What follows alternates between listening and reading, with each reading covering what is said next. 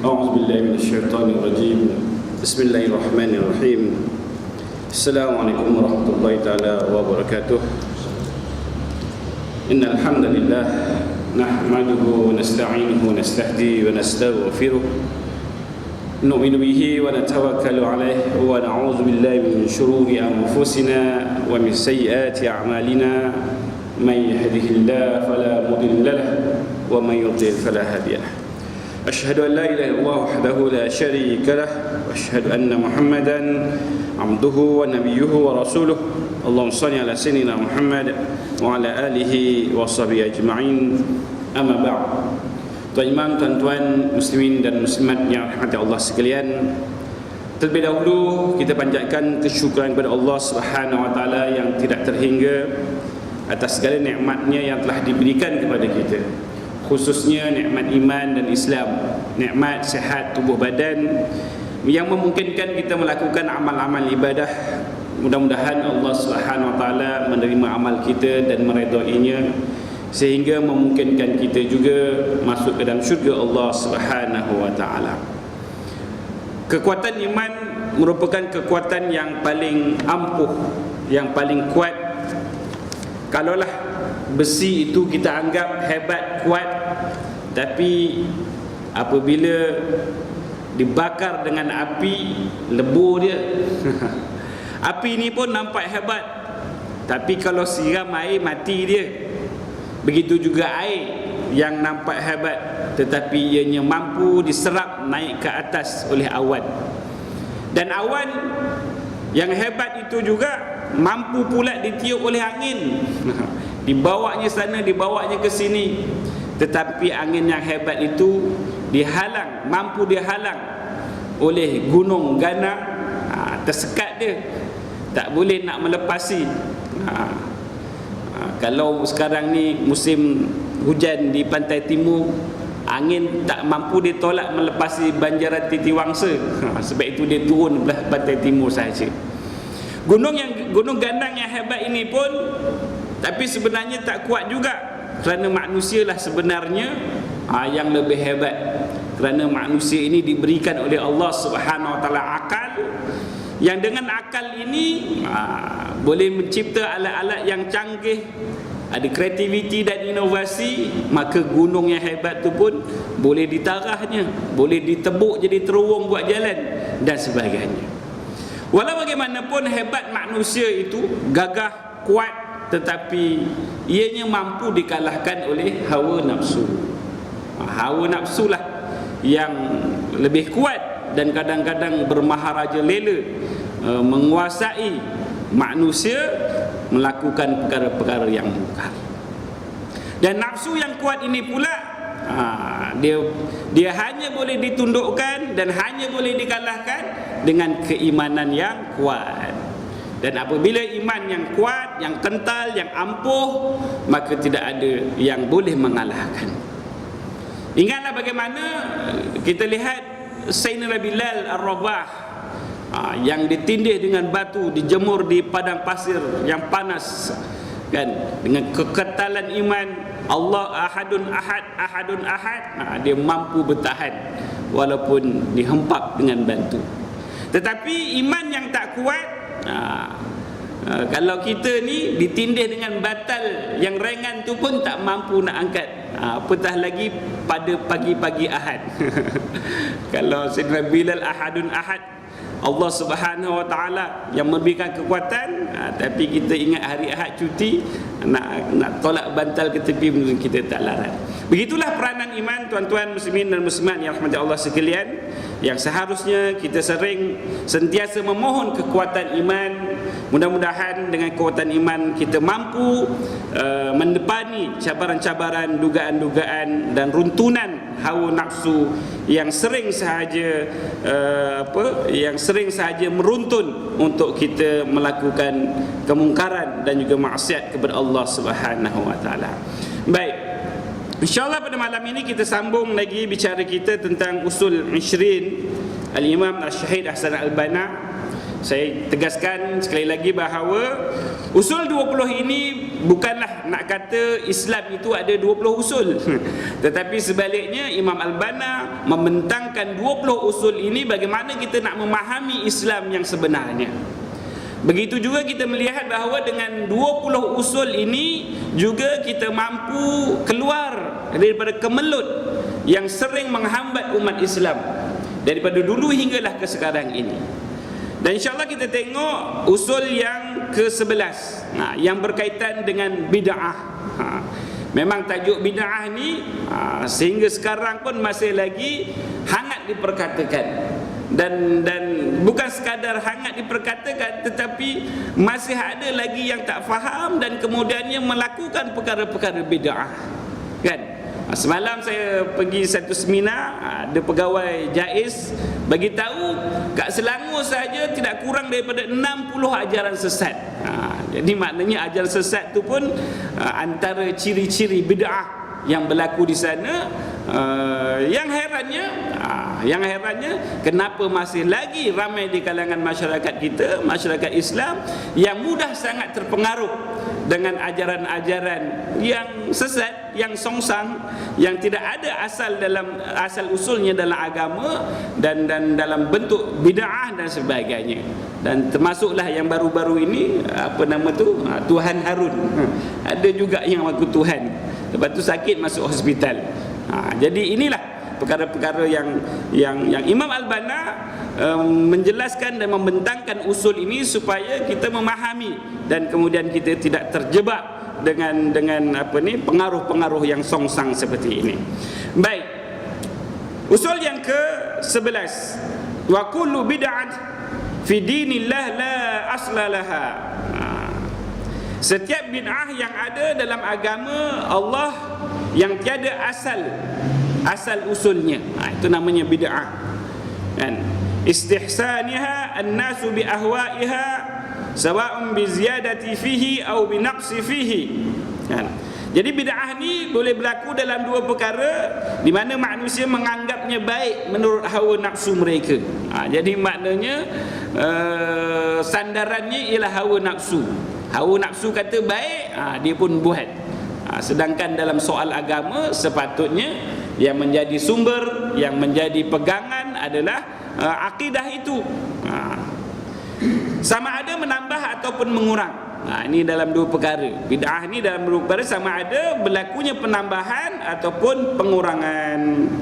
Ad-dalalah tajibu muharamatiha wa qada'u 'alaiha bi afdal wasail allati la tuaddi ila ma huwa syarrun minha. Walau bagaimanapun, bagaimana kita nak berhadapan dengan kesesatan bid'ah ini yang merupakan satu kesesatan yang wajib diperangi. Dan ketika mana kita nak memerangi, kita mesti menghapuskannya dengan cara yang terbaik. Maknanya persoalan bid'ah ni dia merupakan satu yang kompleks, yang agak rumit, yang memang sukar untuk dibanteras. Buktinya sampai sekarang masih ada lagi unsur-unsur pengaruh-pengaruh bid'ah, ajaran sesat dan sebagainya dalam agama ini. Jadi dalam menangani perkara seperti ini, kena berhati-hati dan kena cari cara yang terbaik yang tidak membawa kepada malapetaka yang lebih buruk. Jadi maknanya kena berhati-hati supaya tidak berlakunya satu keadaan yang lebih buruk, kan? Walaupun tujuan kita memang nak menghapuskan bid'ah, tetapi kalau tanpa perancangan, tanpa secara teliti, mungkin akan mendatangkan mudarat yang lebih besar, kan? Kerana dia berkaitan dengan soal akidah, yang berkaitan dengan soal kepercayaan, pegangan yang sememangnya tidak mudah untuk diatasi. Sebaliknya perlu melalui dengan beberapa cara, melalui dengan pengajaran, pemahaman.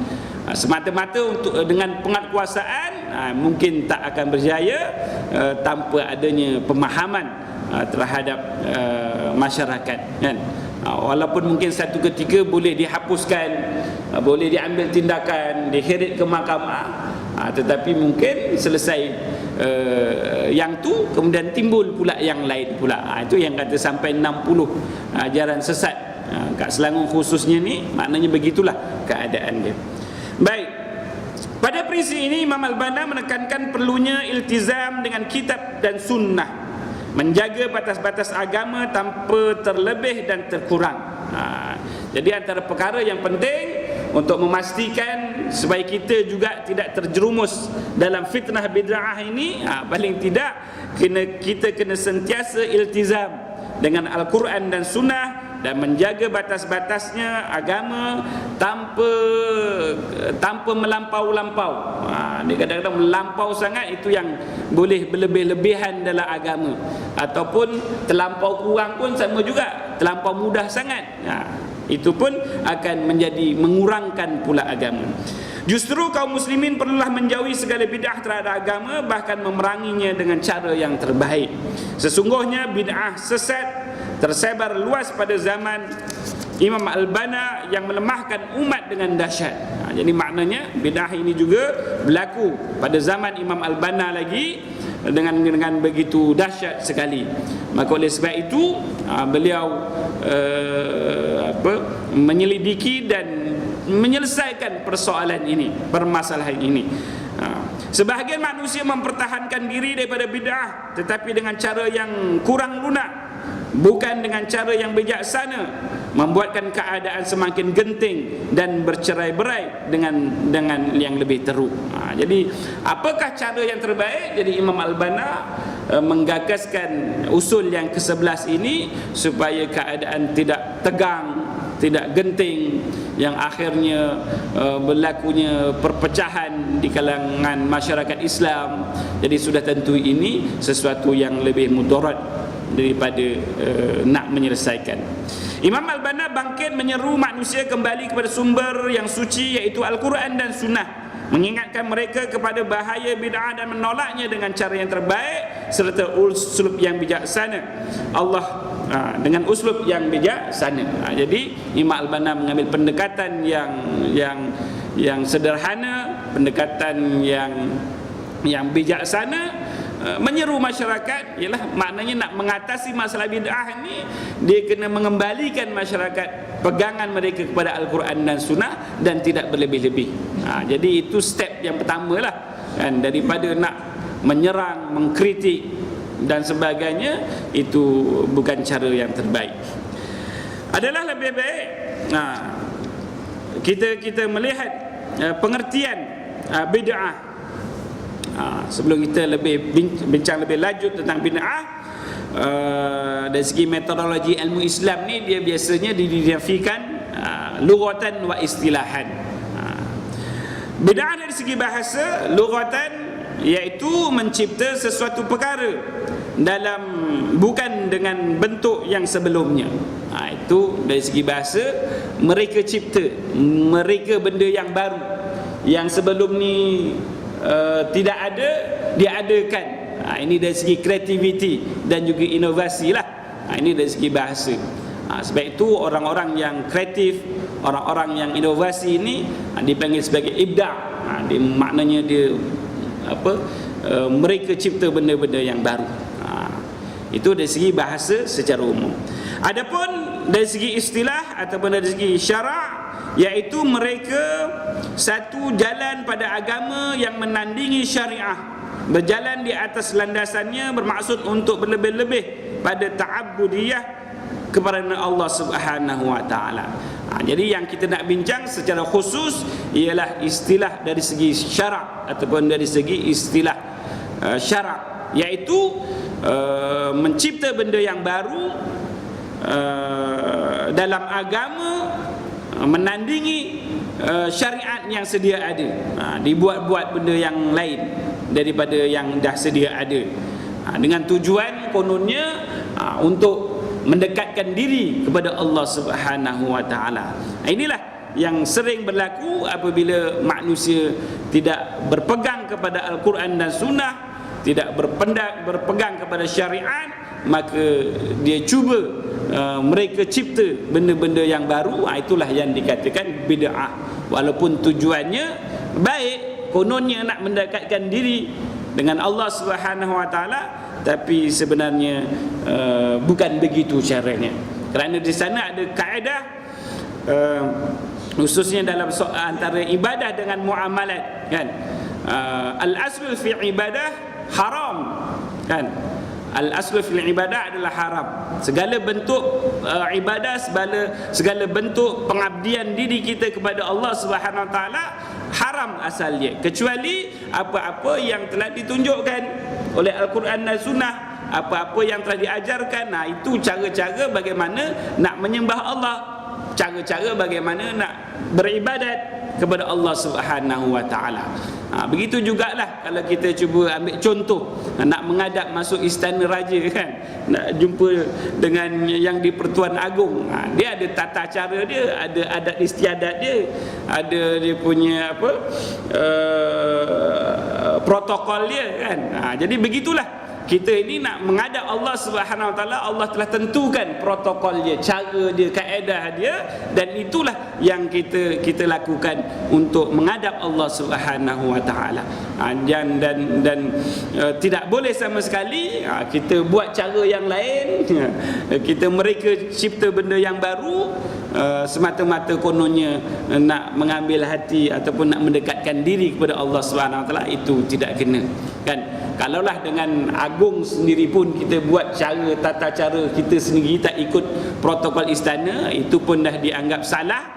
Apatah lagi apabila kita menghadap Allah Subhanahu Wa Taala, sudah tentu kita hanya boleh menghadapnya dengan cara-cara yang disyariatkan oleh Allah Subhanahu Wa Taala. Ini berbeza dengan dalam soal muamalat. Al-aslu fil muamalat yajuz. Dalam soal hubungan sesama manusia, jual beli ke apa ke, semuanya adalah harus, kan? Illa, kecuali apa-apa yang diharamkan oleh Allah Subhanahu Wa Taala, kecuali apa-apa yang ditentukan haram oleh Allah Subhanahu Wa Taala. Contohnya seperti riba, kan? Jadi buatlah muamalah secara apa sekalipun, sesuai dengan kemajuan dunia hari ini yang lebih relevan dan sebagainya. Buatlah apa saja muamalah, asalkan jangan sampai jatuh dalam perkara yang riba, jangan ada penipuan, adanya gharar dan sebagainya, kan? Buatlah apa istilah sekalipun, asal saja dia tidak melanggar apa-apa yang telah digariskannya berkaitan dengan riba dan sebagainya, itu adalah yajuz. Dia terbalik, kan? Dalam ibadah lain, dalam muamalat lain. Jadi itu antara yang kita boleh faham tentang pengertian bidah, insya-Allah. Baik, dalil-dalil Al-Quran dan juga hadis Rasulullah SAW banyak sekali yang mengecam tentang perbuatan bid'ah, kan? Kata-kata ulama dan hadis yang berkaitan dengan celaan bid'ah sangat banyak. Allah Subhanahu Wa Taala berfirman, innal ladzina farraqu dinahum wa kanu syi'a lasta minhum fi syai'. Bahawasanya orang-orang yang mencerai-beraikan agama mereka dengan perselisihan-perselisihan yang berdasarkan hawa nafsu. Yang kita kata bid'ah itu adalah berdasarkan kepada hawa nafsu, dan mereka menjadi berpuak-puak. Tiadalah engkau terkait sedikit pun dalam perbuatan mereka. Jadi maknanya ini perbuatan-perbuatan yang menyalahi syariat, berdasarkan kepada hawa nafsu, dan dia tidak berpandukan kepada ajaran agama yang sebenar. Rasulullah sallallahu alaihi wasallam bersabda, "Man ahdasa fi amrina haza ma laysa minhu fahuwa raddun." Riwayat hadis riwayat Muslim. Sesiapa yang mereka-reka sesuatu yang tidak ada pada kami, yang tidak ada pada urusan kami, yakni urusan-urusan agama, urusan-urusan agama, maka ia adalah tertolak. Jadi maknanya tidak ada ruang, tidak dibenarkan sama sekali untuk mereka-reka membuat benda yang baru yang tidak ada dalam urusan agama, dan kalau jika sekiranya buat juga fahuwa raddun, dia tertolak dengan sendirinya. Ini dalam soal agama. Berbeza dalam soal dunia. Soal dunia bahkan digalakkan untuk mereka cipta, digalakkan menggunakan akal, daya kreativiti dan inovasi, buat benda-benda yang baru sesuai dengan peredaran zaman dan masa. Itu dalam soal urusan dunia. Sebab itu Rasulullah sallallahu alaihi wasallam bersabda, ini dalam hadis yang lain yang juga diriwayatkan oleh Muslim, amma ba'du fa inna khairal hadis kitabullah wa khairul huda Muhammadin wa syarrul umur muhdatsatuha wa kullu bid'atin dalalah. Sesungguhnya sebaik-baik kata-kata adalah kitab Allah, dan sebaik-baik petunjuk adalah petunjuk Nabi Muhammad sallallahu alaihi wasallam, dan seburuk-buruk perkara ialah apa yang direka-reka. Setiap perkara yang direka adalah bid'ah, dan setiap yang bid'ah itu adalah sesat, dan setiap yang sesat itu finnar. Itu ada tambahan dalam neraka. Tapi kita kena faham, ini mereka cipta dalam agama, kan? Bukan bermaksud dalam perkara-perkara yang bukan dunia. Begitu juga Ibnu Al-Majishun pernah berkata, aku mendengar Malik berkata, sesiapa yang mereka-reka bid'ah di dalam agama Islam dan memandangnya sebagai baik, sesungguhnya dia telah mendakwa bahawa Nabi Muhammad sallallahu alaihi wasallam mengkhianati risalah ini. Kenapa sampai begitu? Dianggap bahawa orang yang mereka cipta dalam agama benda-benda yang baru ini dianggap sebagai mengkhianati Rasul,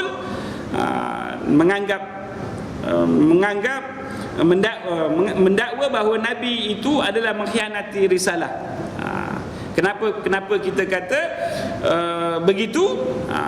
Kerana Rasulullah sallallahu alaihi wasallam yang disebut dalam firman Allah Subhanahu wa taala, al-yauma akmaltu lakum dinakum wa atmamtu alaikum ni'mati wa raditu lakumul islam madina.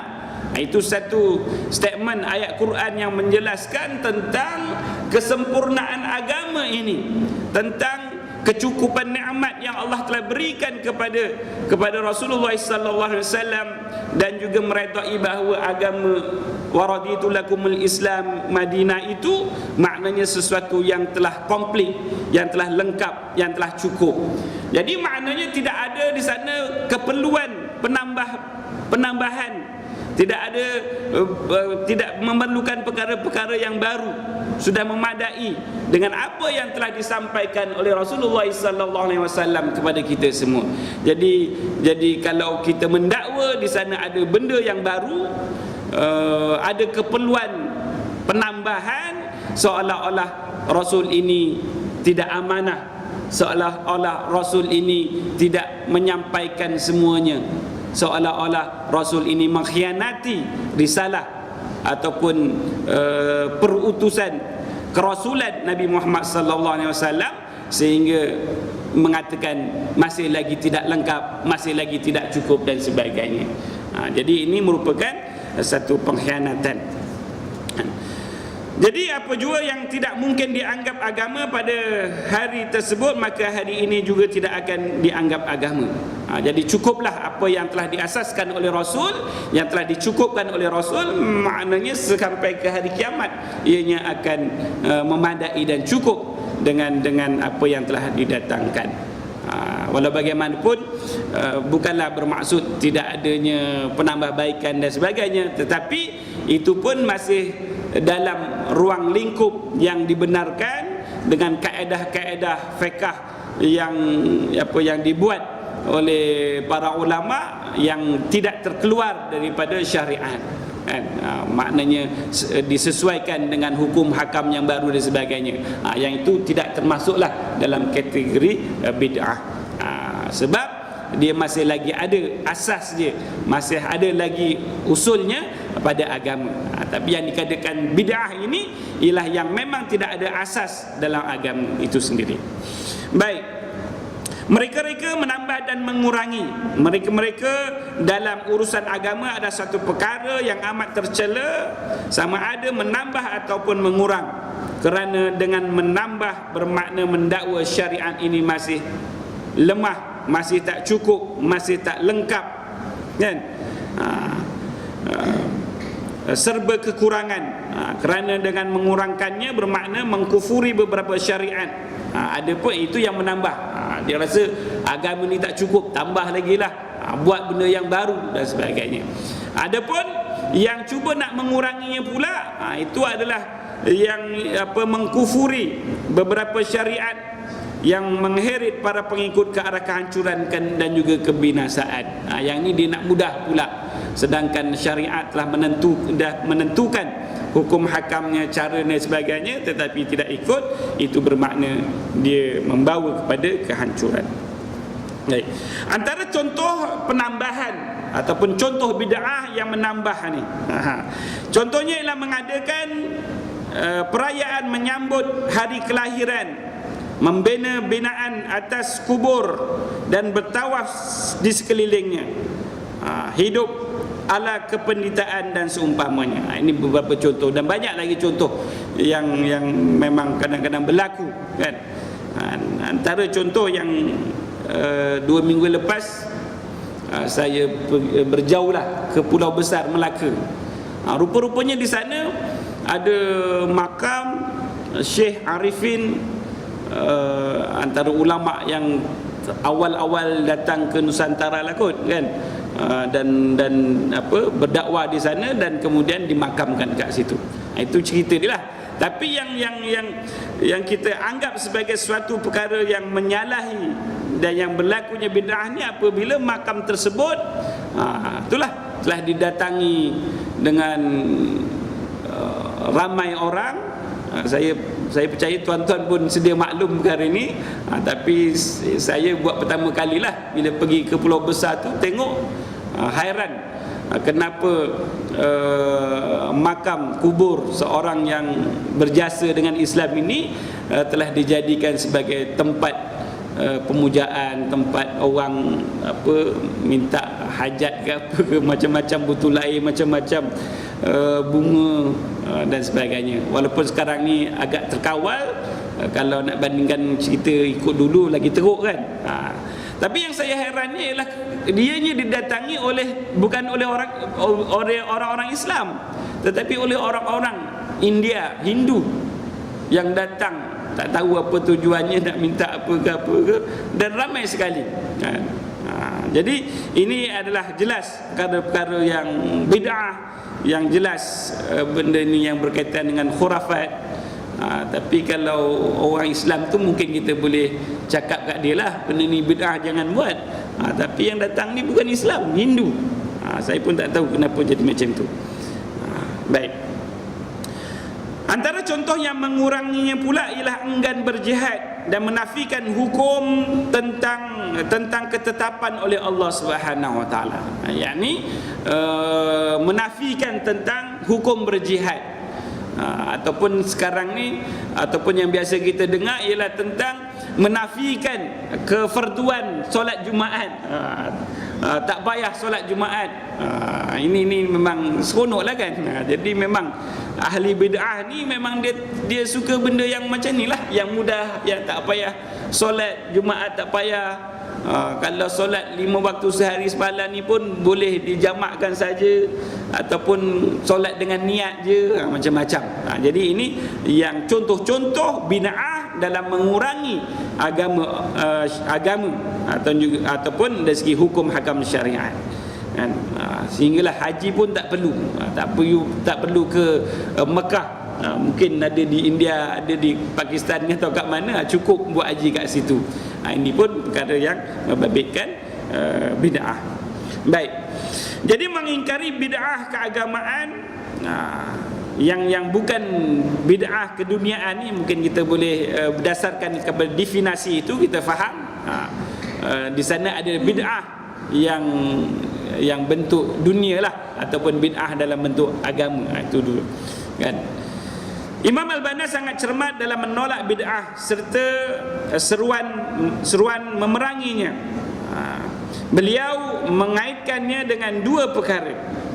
Jadi maknanya dalam meneliti secara nak mengambil jalan yang terbaik, nak berhati-hati, maka kena kenal pasti terlebih dahulu bentuk-bentuk bid'ah ini. Jangan main sembarangan saja, sedap mulut cakap kan. Jadi maknanya kena kaji dan juga kena selidiki. Imam Al-Banna mengatakan bahawa di sana yang pertama, hendaklah di dalam urusan agama. Bid'ah ini dia hanya berlaku dalam urusan agama. Dan yang kedua, tidak ada asal usul di dalam agama itu sendiri. Tapi kalau yang dikatakan bid'ah dalam perkara bukan agama, itu makin digalakkan, lagi bagus. Adanya benda-benda yang baru, adanya teknologi yang lebih canggih, ada kreativiti dan inovasi yang lebih ke hadapan, itu sangat-sangat digalakkan kan. Kalau boleh kita mendahului zaman, kalau boleh kita kena mendahului daripada orang-orang bukan Islam, kita kena ke hadapan. Itu dalam bid'ah yang berkaitan dengan dunia. Itu bukan perbincangannya.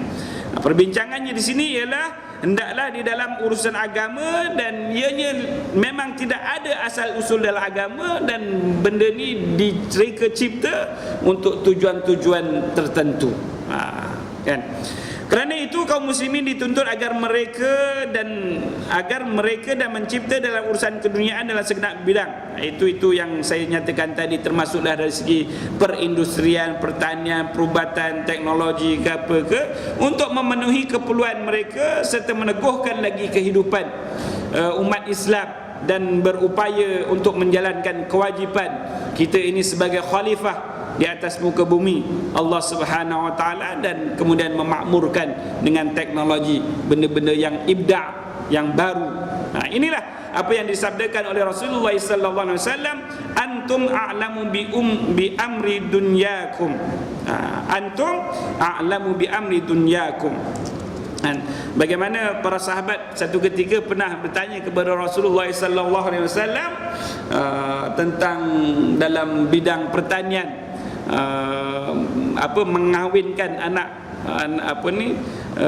pokok tamar kan.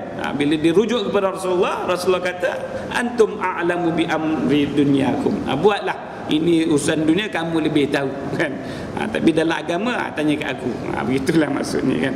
Jadi sesungguhnya Imam Al-Banna menggesa rakan-rakannya agar menerima segala perkara baru yang bermanfaat dalam urusan dunia, seperti yang terdapat dalam prinsip yang ke-18 nanti.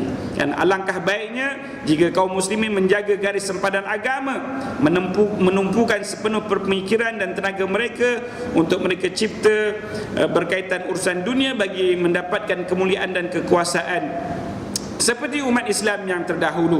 Manakala bid'ah yang terdapat asal usul dalam syarak adalah perkara yang remeh dan tahapnya terlalu rendah, serta termasuk dalam perkara-perkara persisihan fiqh kan.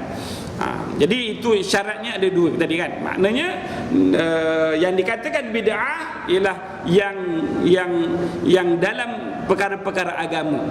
Yang bukan perkara agama itu bukan bid'ah. Kita katakan itu sebagai ibda' lah. Mereka cipta kreativiti. Nak mudah faham kan. Tapi kalau yang dalam perkara agama, dia buat benda yang baru, itu baru kita katakan itu adalah bid'ah kan. Dan yang kedua syaratnya tidak ada asal usulnya, dalam langsung tidak ada asas. Dan memang cari kat mana sekalipun dia tidak ada dalam syariat. Sebaliknya dia buat benda yang baru, itu yang dikatakan bid'ah. Adapun kalau ada asal usulnya, dan ada asas dia, ada hadisnya, ada ayatnya, tapi mungkin dia lain sikit dan sebagainya, itu bukan dianggap bid'ah.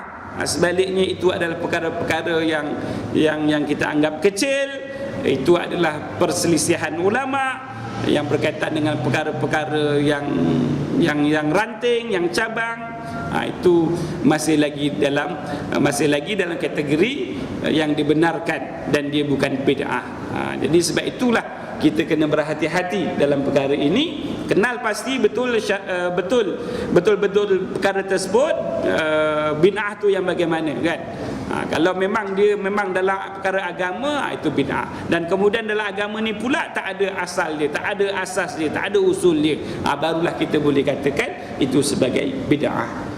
Ini nak buat mereka cipta sains teknologi pun kita kata bid'ah, itu bukan dia yang bid'ah, kita lah yang bid'ah pula, menghalang, menyekat kemajuan dan sebagainya. Baik, jadi peranan kita terhadap memerangi bid'ah ini dalam dua perkara. Yang pertama ialah mengingkari, memerangi dan menghapuskannya. Itu maknanya bertahap-tahap, step-step dia kan. Jangan terus nak hapus saja kan, terus nak kuat kuasa kan. Sebaliknya kena mengingkarinya dahulu kan. Kita mengingkari, kita menyatakan kebencian kita kena tunjukkan benda ini tak betul, bagi dia faham kan. Dan kemudian kita menentang, memerangi, tak nak ikut juga, baru kita hapuskan. Itu step-step dia kan. Kemudian yang kedua, mengambil teknik terbaik yang tidak mengundang sebarang kecelakaan yang lebih buruk daripadanya. Maknanya sekarang ni pun memang ada undang-undang, ada tata cara dan sebagainya. Ialah maknanya penguatkuasa agama pun kadang-kadang kena study dulu.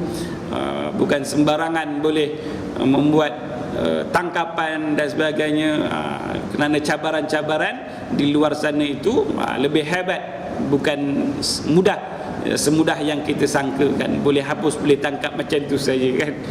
Sebab itu pun ada cabaran di luar. Mungkin dia rujuk pada mahkamah, dikata ini hak asasi, ini dikata macam-macam kan.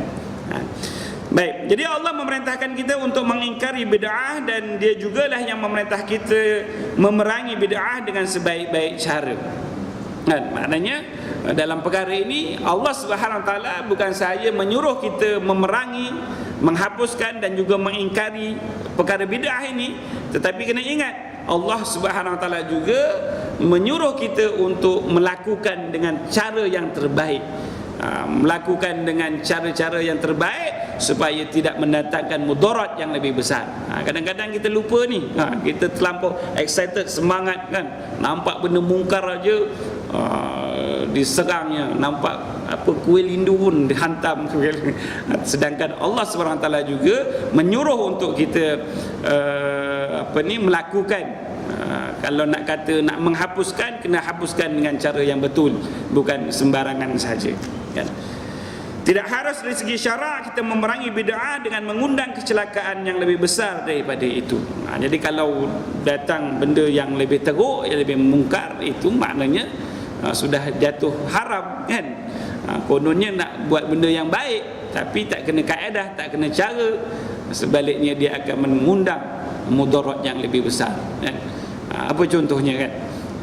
Kalaulah kita dapati ada seorang ataupun dua orang buat benda yang bid'ah, kalau kita rasa kita senyap je, kita rasa kita biarkan je, lantaklah dia apa semua itu lebih baik biarkannya lah kan. Daripada kita nak heboh-hebohkan, kita nak sebar-sebarkan, sehingga akhirnya menarik perhatian orang, masyarakat dan sebagainya, dan akhirnya masyarakat pun memberi simpati kat dia, tiba-tiba lebih ramai lagi yang ikut bid'ah ni. Contohnya begitulah. Jadi sebab itu apa-apa pun perlu diteliti dan dipikirkan cara yang terbaik supaya ia tidak mendatangkan mudarat yang lebih besar, insya-Allah. Baik, Syekh Al-Islam Ibn Taymiyah pernah berkata, apabila bertembung antara maslahah dan juga mafsadah, ini pun kaedah-kaedah yang kita kena mahir, yang kita kena tahu ni kan. Kerana maqasid Islam pun dia begitu kan, dia ada maslahah dan juga mafsadah kan, kena timbang tu. Kebaikan dan juga kejahatan. Maslahah ialah kebaikan, mafsadah itu ialah kejahatan ataupun kerosakan, dan keduanya bercampur baur. Kadang-kadang dia ni 50-50 pun ada kan. Dia kadang-kadang dia ada mafsadahnya, ada maslahahnya. Dalam maslahah ada mafsadah, dalam mafsadah tu kadang-kadang ada maslahah juga kan. Jadi di sinilah perlunya berhati-hati. maka wajiblah kita memilih yang paling rajih. Jadi bila ada dua, ada maslahah, ada mafsadah, jadi kaedahnya, suruhannya untuk kita memilih yang rajih, kan? Yang mana yang lebih baik, yang terbaik, kan? Nak menghilangkan mafsadah, tapi lebih teruk, kan? Itu tak boleh, kan? Sekalipun suruhan dan larangan adalah bertujuan untuk menghasilkan maslahah dan menolak mafsadah, yang disebut sebagai jalbul masalih dan juga darul mafsadah, ia tetap dilihat juga pada aspek yang berlawanan dengannya. Sekiranya banyak maslahah yang lenyap dan mengundang kerosakan yang lebih besar, ia tidak diperintahkan. Bahkan ia adalah diharamkan jika terdapat lebih banyak kerosakan berbanding dengan kemaslahatan. Ini memang satu kaedah yang telah difatwakan. Bukan bermakna setiap benda yang bid'ah, setiap benda yang mungkar, setiap benda yang maksiat itu boleh dilakukan, dihapuskan secara sembrono begitu saja. Tetapi perlu ada pertimbangan-pertimbangan, kan? Kerana ialah yang kita harapkan ialah maslahah. Tapi kalau kita buat sesuatu tanpa perkiraan, yang akhirnya mendatangkan kerosakan yang lebih besar, itu sebenarnya dah jatuh hukum haram pula, kan? Baik. Imam Ibn Al-Qayyim pernah berkata, mengingkari kemungkaran itu ada 4 tahap. Imam Ibn Al-Qayyim, yang pertama, ianya akan lenyap dan diganti dengan sebaliknya, kan? Itu tahap yang pertama. Benda yang buruk akan lenyap dan diganti dengan benda yang baiklah. Yang kedua, akan berkurangan sekalipun tidak lenyap semuanya. Ini dari segi kaedah umum lah. Dari segi kaedah umum, sesuatu itu boleh dilenyapkan, boleh dihapuskan dan kemudian digantikan dengan yang lain. Yang kedua, boleh berkurangan sekalipun tidak lenyap kesemuanya, kan? Kadang-kadang nak mementeras habis-habisan sampai ke akar umbi itu, dia tak boleh, kan? Tapi paling tidak boleh dilenyapkan, tapi tak boleh nak dihabiskan semua sekali. Yang ketiga, akan digantikan dengan benda yang lain yang seumpama dengannya. Ini pun boleh berlaku begitu. Kita hapuskan yang ini, timbul pula benda yang baru, benda yang sama je, kan? Dan yang keempat, akan berganti dengan perkara yang lebih buruk daripadanya. Dan kadang-kadang akan diganti, akan dapat satu perkara yang lebih mudarat. Itu 4 perkara yang kemungkinannya begitu. Sebaik-baiknya kalau kita boleh tukar dan ganti dengan benda yang baik dan sebagainya, itu alhamdulillah lah, kan? Tapi bukan semudah itu. Tapi paling tidak, kalau kita boleh berusaha memeranginya, membentarasnya, walaupun tidak sampai ke akar umbinya, paling tidak kita berjaya mengurangkan dia punya mafsadah, kita berjaya mengurangkan dia punya pengaruh dan sebagainya, kan? Dan yang ketiga, akan berganti dengan benda yang seumpamanya. Dan kadang-kadang langsung tak berjaya, kan? Yalah, kita berjaya menghapuskan satu masalah kemungkaran, tetapi boleh jadi dia akan wujud, akan tukar dalam bentuk kemungkaran yang lain pula, kan? Dan kemudian yang terakhir, yang tadi itu, yang keempat ialah akan berganti dengan perkara yang lebih buruk. Yang ini lebih mudarat lah. Jadi lebih baik tak payah biarkan sajalah, kan? Kalau kita kenal pasti, apabila kita buat, dia akan lebih memudaratkan. InsyaAllah kita dengar.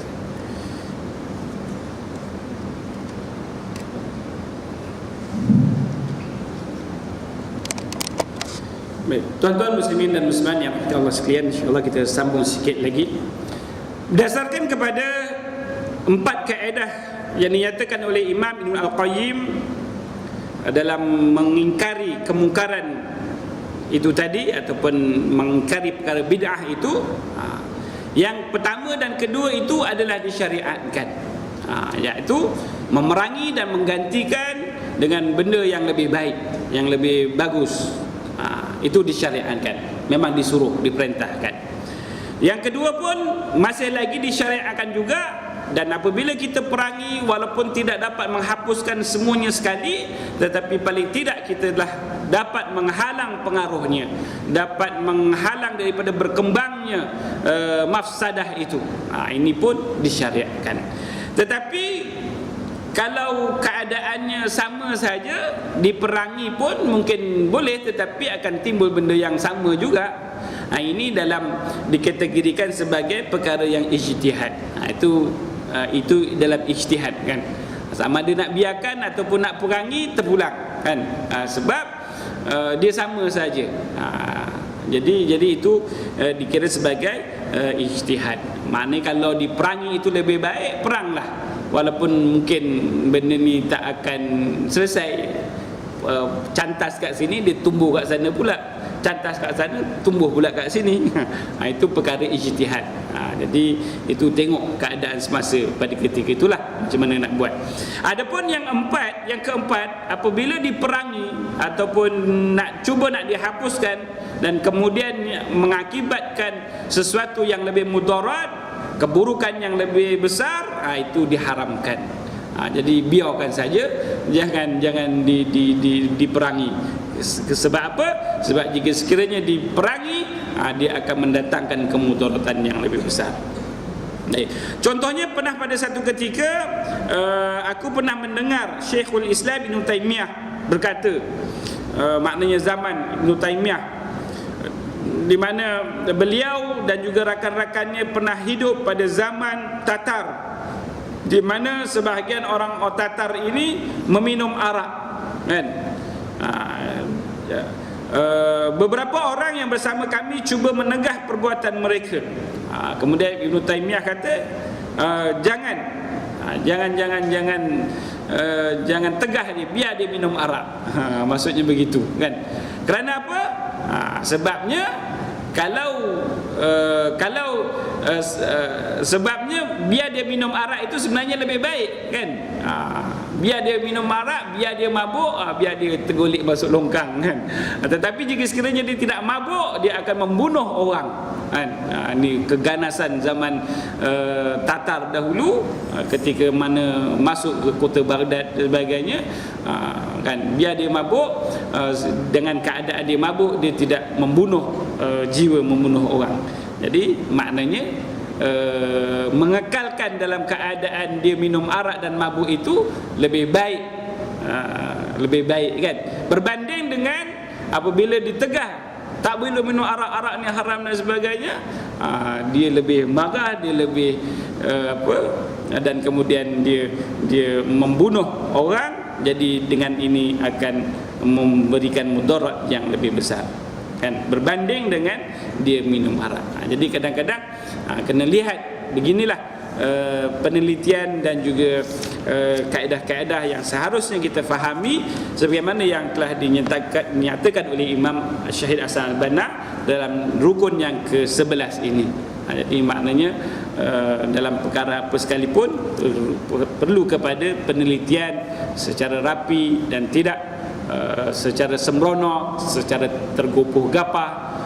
Semuanya itu perlu berjalan dengan yang sebaik-baiknya. Kerana memerangi yang mungkar itu juga adalah suruhan Allah, tetapi memerangi dengan cara yang baik itu juga adalah suruhan Allah.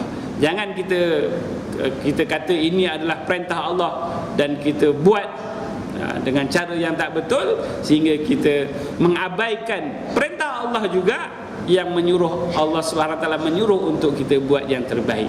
Jadi kadang-kadang ini yang berlaku.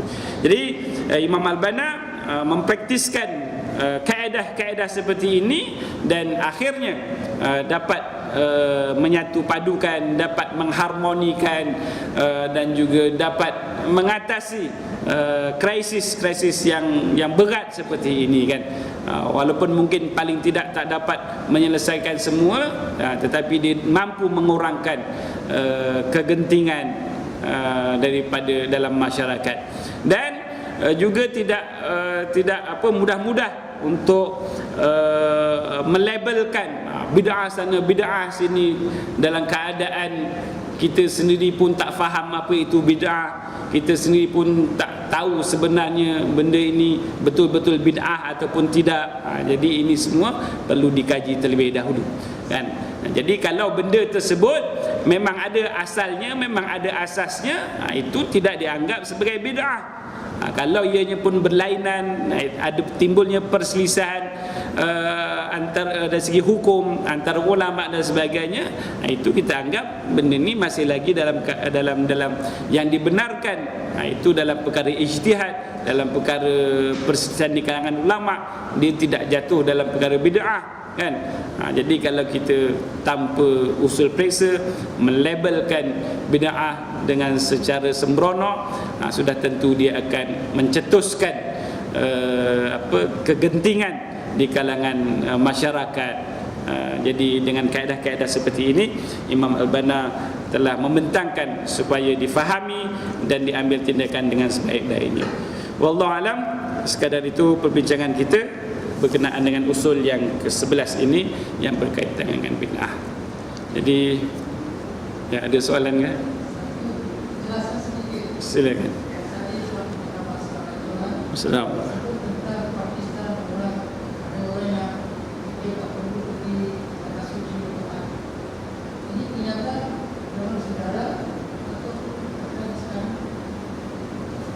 Macam mana tak jelas soalan ni? Berkaitan dengan tanah suci. Ya. Ya.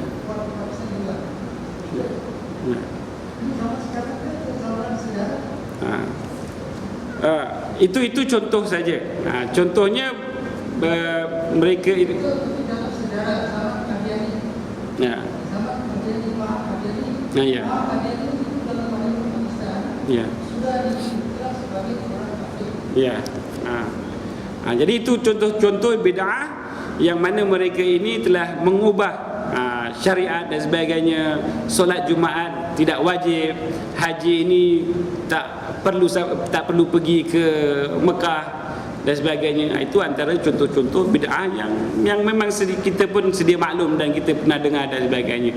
Jadi itu yang berlaku dalam masyarakat kita. Jadi inilah suasananya, kan, mana realitinya yang memang berlaku, yang real, kan, yang sejak dahulu sehinggalah sekarang ini pun ada lagi unsur-unsur bid'ah seperti ini, perkara-perkara yang seperti ini.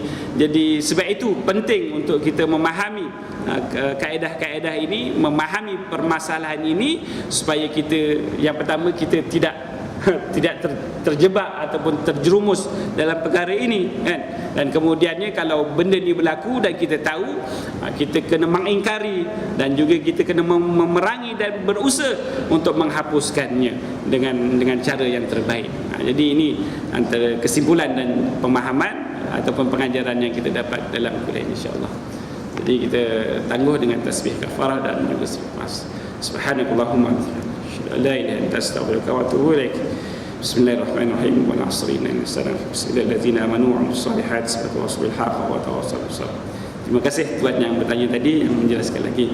Sekian, assalamualaikum warahmatullahi wabarakatuh.